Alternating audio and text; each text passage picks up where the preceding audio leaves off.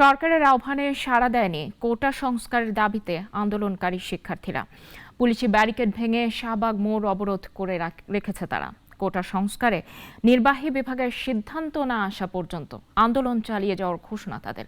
শিক্ষার্থীদের বাংলা ব্লকেডে অচল হয়ে পড়েছে রাজধানী। জয়ন্ত কর্মকারের রিপোর্ট।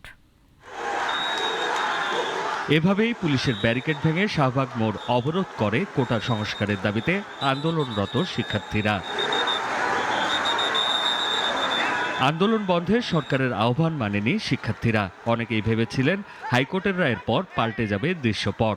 পক্ষে যাওয়ায় হয়তো আন্দোলন ইস্যুতে নমনীয় হবে শিক্ষার্থীরা। তবে এবার আন্দোলনকারীরা সব গ্রেডে কোটা সংস্কারের দাবিতে আরও কঠোর অবস্থানে।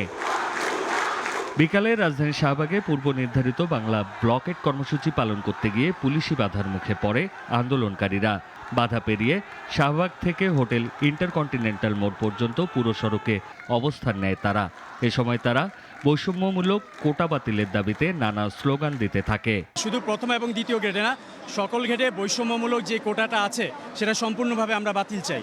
আমরা চাচ্ছি যৌক্তিক পর্যায়ে একটা সংস্কার। সেটা যৌক্তিক পর্যায়ে কত হতে পারে সেটা আমাদের আন্দোলন থেকে স্পষ্ট করে দেওয়া হচ্ছে। সেটা সর্বোচ্চ 5% হতে পারে। কোটা ইস্যুতে স্থায়ী সমাধান চায় আন্দোলনকারী শিক্ষার্থীরা।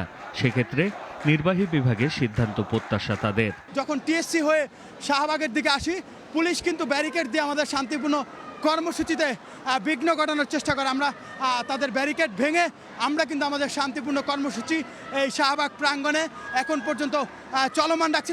শুধু শাহবাগ নয়, শিক্ষার্থীদের আন্দোলনের রেশ গোটা রাজধানী জুড়ে।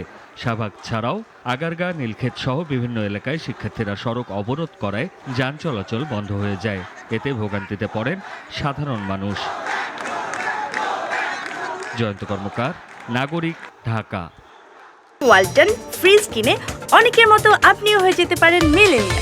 সেরা পণ্যের সেরা অফার।